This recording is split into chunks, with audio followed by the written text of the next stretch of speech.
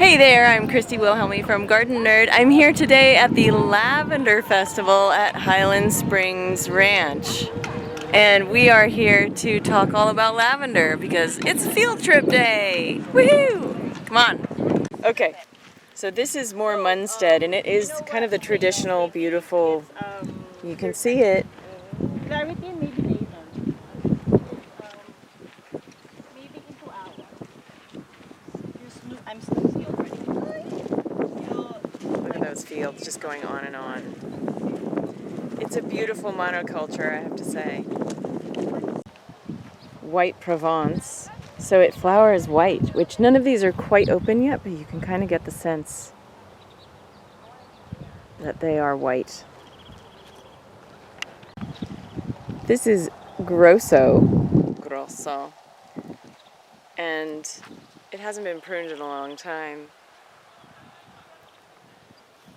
You can see what happens when you don't prune your lavender, guys.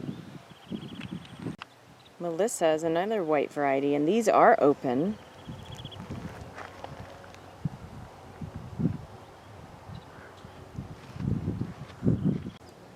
Gray Lady is one I've never heard of.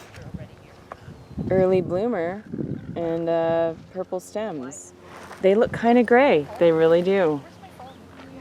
But there's some purple you can see once they open, they are purple. Alright, let's talk a little bit about how to prune your lavender, and this works for rosemary too and other woody herbs that grow from the cut end, like thyme. This is how you prevent them from becoming really woody on the inside and too big for the space that you've probably planted them in. Let's take a look. So when you look at lavender, it grows, well, you can see here, it grows, there's this leafy material here, and then the stalk where it actually flowers. And when you prune lavender, you don't just want to cut it back to the end of the stem, you want to take it back to where there's just the basis of this, which is what has been done on this plant that, you know, is super woody all inside, and it kind of got too big before they pruned it back. But if you take off at least a third of the material, the green material, then it's going to start growing back from wherever you cut it. So you have to prune lavender really aggressively in order for it to produce compactly and look nice. So let's look at one that's actually pretty compact. This one here, if I get underneath it, you can see there's not a lot of deadwood here. So when I prune this, I'm gonna take all of these flowers down, plus at least a third to half of this foliage. So I'm gonna cut it back to maybe here where my finger is. And then it's gonna grow and stay, you know, compact, and it's not gonna get all deadwood inside. Oh, and one more thing. Lavender does not need a lot of water. Most people overwater their lavender. I can tell you I have killed a ton of lavender. So now the trick that I use is I plant lavender behind something that I have to water. And I only water that something else. And then the lavender grows like crazy. But if you're directly watering lavender, it might die. Just saying.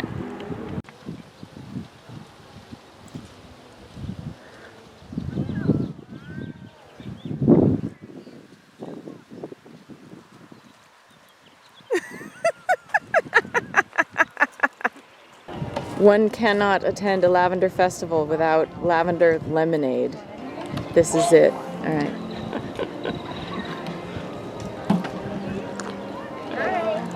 Yummy. It is lavendery. A couple people have dressed the part. So, what brings you to the lavender festival today? Lavender. I love lavender. And I like the color too and everything. So. It's wonderful, and that is just, both of you look fantastic. Thank you so much. We spent a little time at the lavender distillation class this morning. Learned about how lavender is distilled and got a little tour of the distiller. Let's take a look. Around the plant material, and it extracts the essential oil from the leaves and the flower. And then the steam that has the oil and also, you know, carries the essential oil, rises up and goes up through a skinny tube that's located on top of the cook pot. It goes up, curves down, and then it goes into a device or a piece of, or a part of the equipment called a cooling tower. When the steam that's coming through it comes through the middle chamber, and then there's an outer chamber that has cool water in it.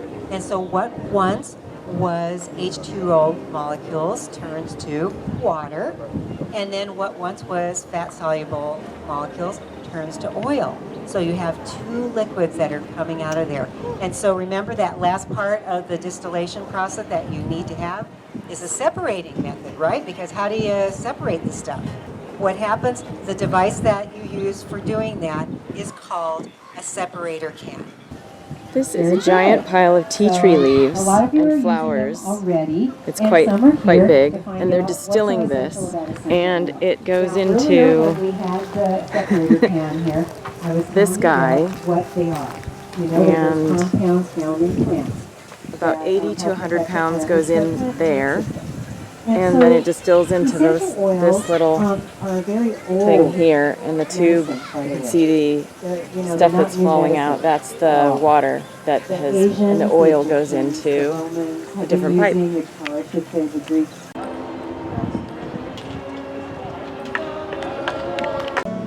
There's a bread hall where they're talking about sourdough starter and lots of fun things. Ancient grains, which we have grown. And then there's a little tour of everything over here. The history of butter. Oh my god, I need to read all of this. The history of bread.